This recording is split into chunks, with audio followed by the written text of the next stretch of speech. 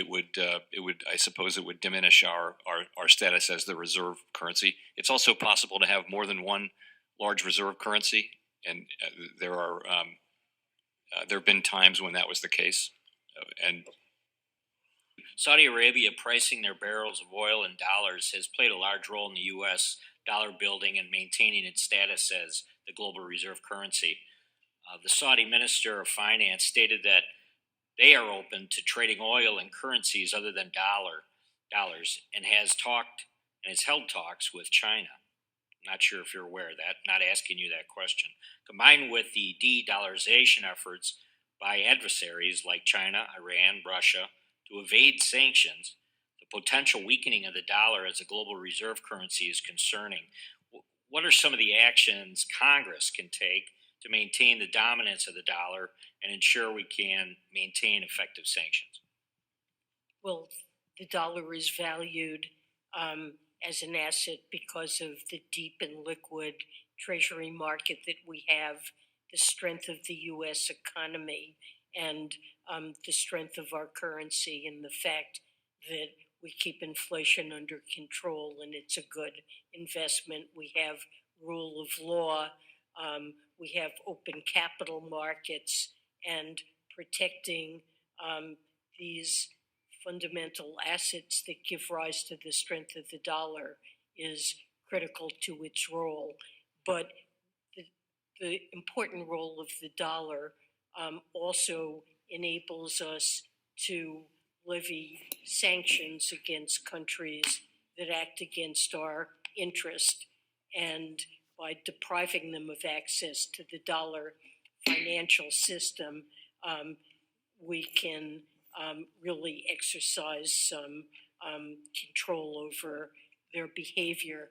And it should be understood to be natural that when we use sanctions, that those who are sanctioned are incented to try to figure out workarounds.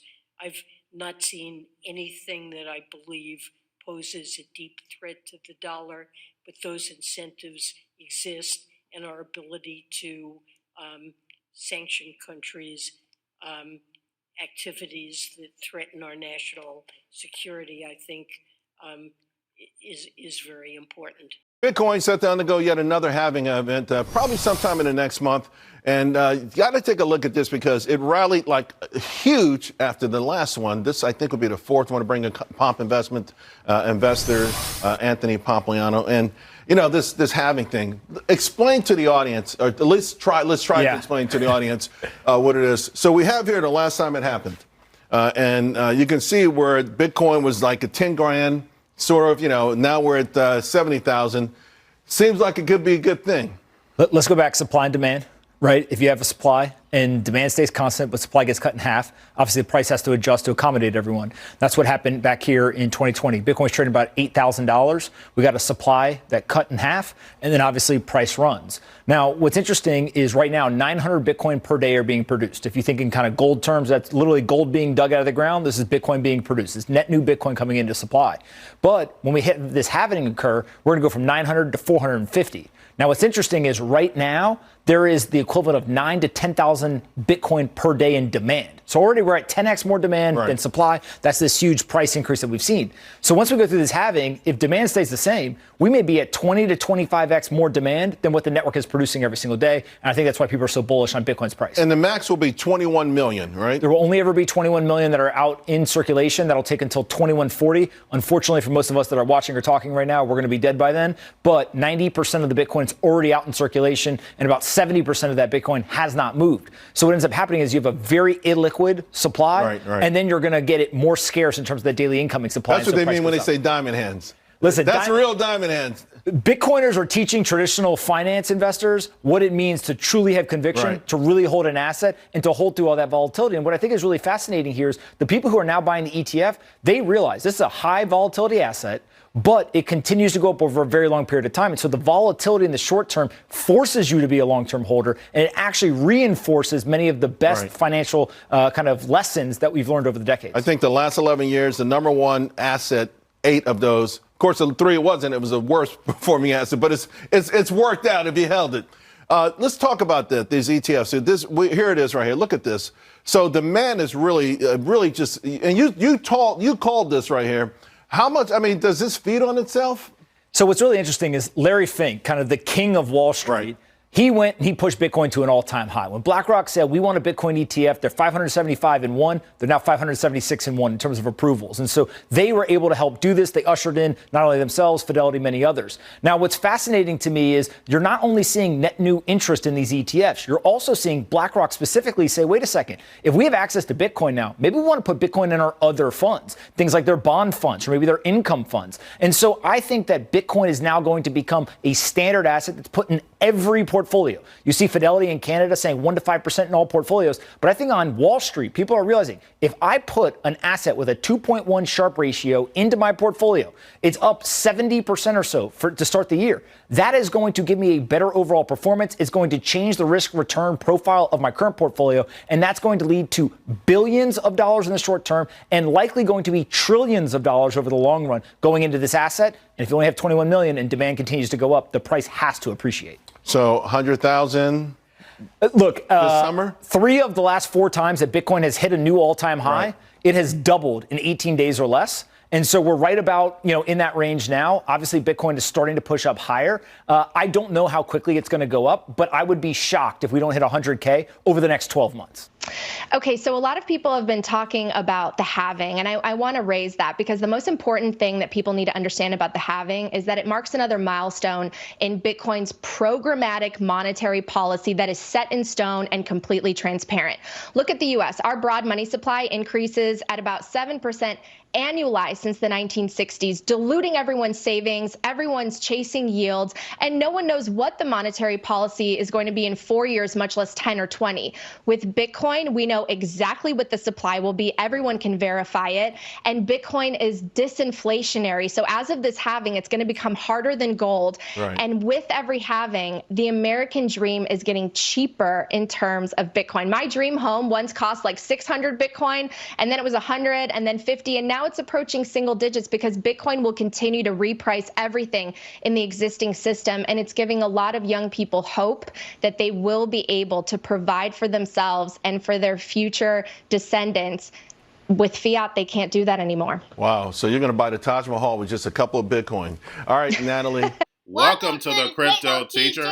And I come back with that video just to make you think. Don't forget to like and subscribe to the channel. And make sure you join the Patrons. If you're not a part of the Patrons, make sure you're in the Cash App.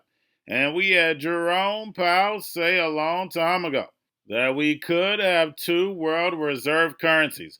And we know that's about to happen, and we're going to have a currency war. The digital yuan versus the U.S. dollar, and we know who loses at the end. Because Janet Yellen clearly talking about the BRICS, but the fact is, what she leaves out is that Russia has been planning to get off the dollar since 2014. That's 10 years ago, guys. We know what 10 years mean. It's time for them to flip that switch. And remember, the Crypto Teacher told you. And then we have the Bitcoin halving next month.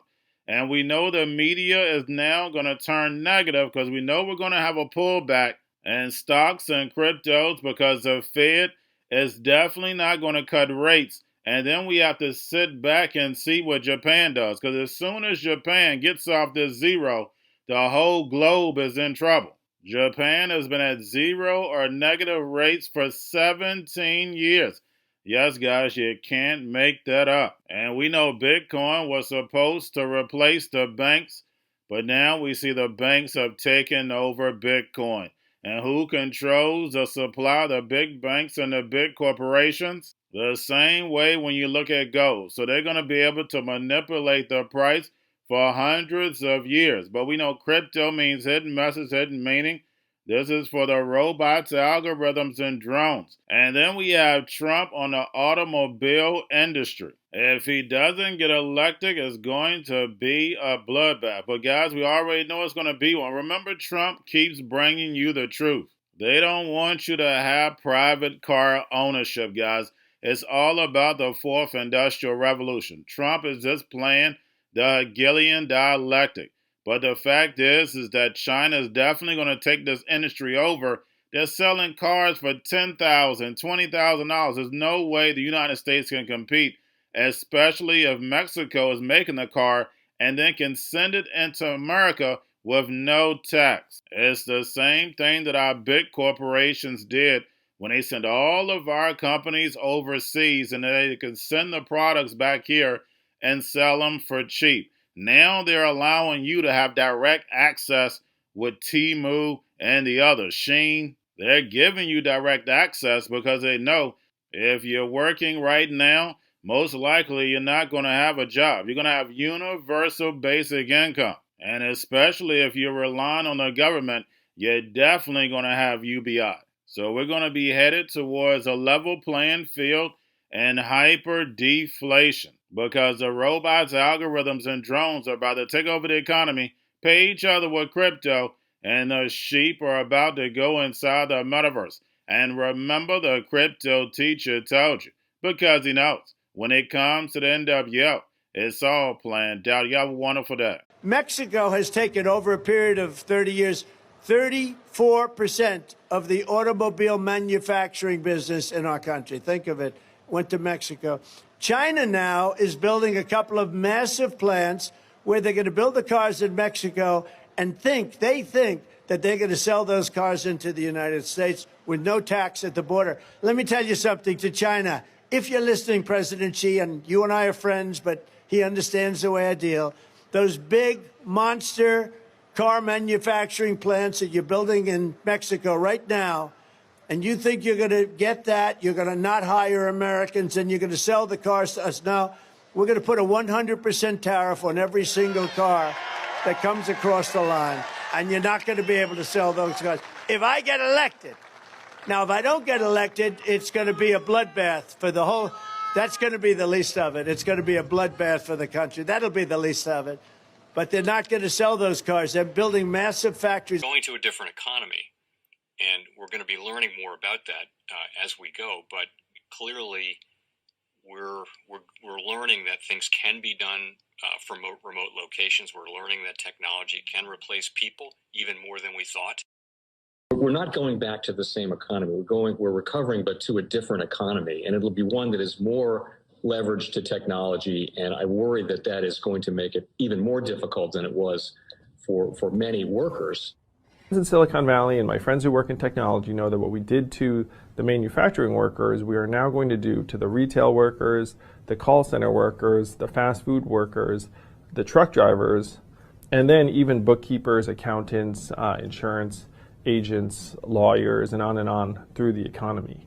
So what happened to the manufacturing workers is a very clear sign. And so we'll import Chinese-based CBDC technology. So it's going to be CBDC in a box provided to you by the People's Bank of China. But every stock, every bond, every currency, every commodity, every piece of art, every private business, every piece of real estate will eventually be a token on a blockchain, an entry on a ledger, permanent and immutable. We will have truth instead of trust, and we will save over $7 trillion a year. 6 to 8% of global GDP is wasted by the friction of the trust industry that's necessary when you have dual entry accounting. With triple entry accounting, which is what a blockchain is, we get rid of all of that friction. It's a beautiful future. Like what you see in China and their social credit scoring systems, right? If we get identity wrong, it could be a tool to enslave humanity. And if we get it right, it could be a tool to liberate humanity. And as an American, I'm obviously rooting for the one that's on the side of freedom. Bitcoin is an international asset. And also, I do believe the role of crypto is, it's digitizing gold. I actually believe this technology is going to be very important. Look at it. We have been part of a huge revolution in investing through ETFs. We believe that ETFs will be changing the whole way we invest. Many people still use it as a means, people are investing it for indexing. No, the majority of people who are putting money in in ETFs are active investors that are buying exposure. The entire bond market is being transformed as we talk right now. I believe the next generation for markets, the next generation for securities will be tokenization of securities. We will, and if we can have that distributed ledger that we know every beneficial owner, every beneficial seller, we all have our code of who's buying, who's selling, instantaneous settlement. And think about it, it changes the whole ecosystem. Chinese bank ICBC has been hit by a ransomware attack, and the U.S. Treasury market, as a result of that, has been disrupted. This, according to the Financial Times. We're getting it more right now with Bloomberg's Shonali Bassick. Shonali, what do we know? Listen, we have the Financial Times now reporting that ICBC, one of China's largest banks here, was hit with a ransomware attack. And remember, they're a very significant intermediary in the Treasury market. The SIFMA has told its members that this has been part of the reason here that the system is kind of clogged up, if you will, during that auction that we saw a little bit before. The attack had prevented ICBC, according to the Financial Times, from settling Treasury trades on behalf of other market participants. A large executive at a major bank also telling the paper that such a large party on the fixed income clearing corp creates major concerns, potentially impacting the liquidity of Treasury markets. Now, it was not just a poor auction. It was absolutely lousy, and you know, when the dealers have to step in to save a treasury auction, that's a rare occurrence. And very much a traditionalist. I like staying with the dollar. You know that from when I was there. It's make the dollar the choice. I hate when countries go off the dollar. I would not allow countries to go off the dollar, because when we lose that standard, that will be like losing a revolutionary war. That will be a hit to our country, just like losing a war. And we can't let that happen. And too many countries now are fighting to get off the dollar. And Cryptoteacher and the New World Order book, plus the 3 kids books. It's time to re-educate. Also, new to cryptos, Coinbase, Bitrue, Binance. Do not forget book links and crypto links are in the description. The stock channel, guys. Don't forget to go like, subscribe, spread everywhere. You have your Kobo, your chip stocks, your banking, your gaming. While everybody's sitting at home, get on stocks, the Seaver, the biotech stocks. And while everybody's at home wishing they were still getting that free money, what they doing? Drinking and smoking weed. Don't forget about those stocks, and you have a wonderful day. The most powerful person in the world is the storyteller. The storyteller sets the vision, values, and agenda of an entire generation to come. Steve Jobs. And guys, you know I truly believe in this. When you look at the New World Order, they're the storytellers. And that's the reason why I wrote my New World Order book. But guys, now it's time to change the current generation. And I wrote 3 kids books. You know I love the Trinity because I understand the power that's in it. So I have 3 books. We have an opportunity to change the generation, to educate. Not just me, but I want to show you that I take action on a daily basis. And I want you to take action on a daily basis. Whether it's your job, whether it's in your community, we have an opportunity right now to educate the masses. I posted this on my Twitter account. Please share, but this is a short clip of the 3 books. There's going to be a clothing line and action figures. Please get these books for your kids, nephews, cousins, friends, so therefore we can start the re-education now. Because as we see, the 4th Industrial Revolution foundation is definitely here. Robots, algorithms, drones, taking humanity out the picture. We have to re-educate. But let's get into the video. Part 1. King Joshua and Grandma Tam save the village. Part 2. King Joshua and Grandma Tam save New York from COVID-33. Part 3. King Joshua and Grandma Tam goes to China. It's mandatory to get part 1, part 2, and part 3 of this series. It's time to re-educate Generation Z.